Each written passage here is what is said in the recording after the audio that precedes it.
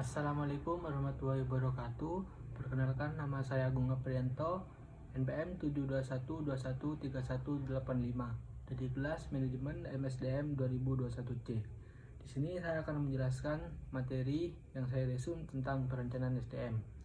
Perencanaan SDM sebuah penjaminan tentang sistem pemenuhan kebutuhan SDM agar ada kepastian keberlangsungan organisasi atau perusahaan dalam berbagai situasi dan kondisi yang berubah serba cepat.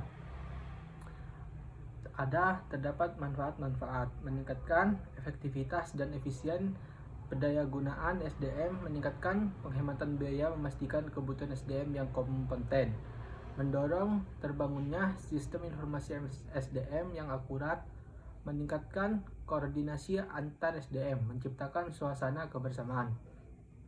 Berikut ada tujuan-tujuan perencanaan. Yang pertama, terprediksinya permintaan masa depan perusahaan atau organisasi terhadap kebutuhan tenaga kerja.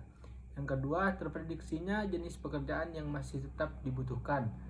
Yang ketiga, diperoleh kepastian pasokan tenaga kerja untuk jangka pendek dan jangka panjang secara berkelanjutan.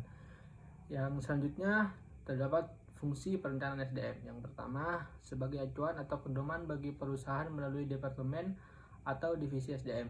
Yang kedua, sebagai sumber instrumen atau alat kontrol. Yang ketiga, sebagai acuan dalam membuat estimasi kebutuhan pendanaan dan fasilitas lain. Dan yang keempat, sebagai dasar dalam melakukan evaluasi terkait dengan pengadaan atau penyediaan SDM secara berkelanjutan. Yang selanjutnya, langkah-langkah perencanaan SDM.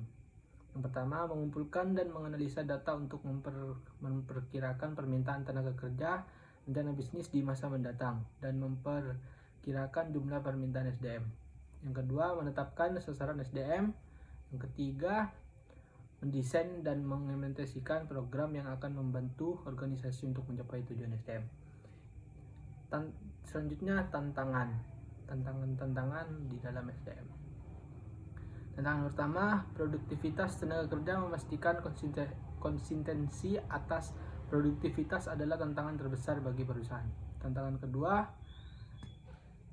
engagement, menetapkan asas ketertarikan antar tenaga kerja dengan perusahaan juga menjadi suatu kekuatan yang dapat membangun perusahaan.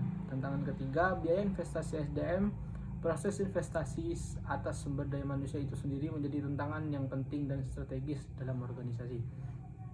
Selanjutnya, tahapan perencanaan SDM. Yang pertama, pahami kualitas dan kuantitas karyawan. Yang kedua, lihat hasil evaluasi. Yang ketiga, sesuaikan dengan program perusahaan. Yang keempat, pahami kondisi pasar tenaga kerja. Dan yang terakhir, analisis tren. Selanjutnya, teknik-teknik perencanaan. Yang pertama, perakiraan para ahli. Ini termasuk keputusan formal dan survei pakar teknik Delphi. Yang kedua, tren analisis. Kebutuhan tenaga kerja dapat diproyeksikan melalui eksplorasi atau memproyeksikan tren masa lalu. Yang ketiga, analisis beban kerja. Hal ini tergantung pada sifat beban kerja di departemen, di cabang, atau di divisi. Selanjutnya, sistem perencanaan sumber manusia. Perencanaan sumber daya manusia memiliki sistem yang terdiri dari 3. Yang pertama, perakiraan SDM atau pegawai. Yang kedua, penyusun program kepegawaian. Yang ketiga, evaluasi dan kontrol. Selanjutnya, model-model perencanaan SDM. Pertama, model Mason-Hire, yaitu model itu digunakan untuk pekerjaan yang telah ditetapkan baik secara kuantitas maupun secara kualitas.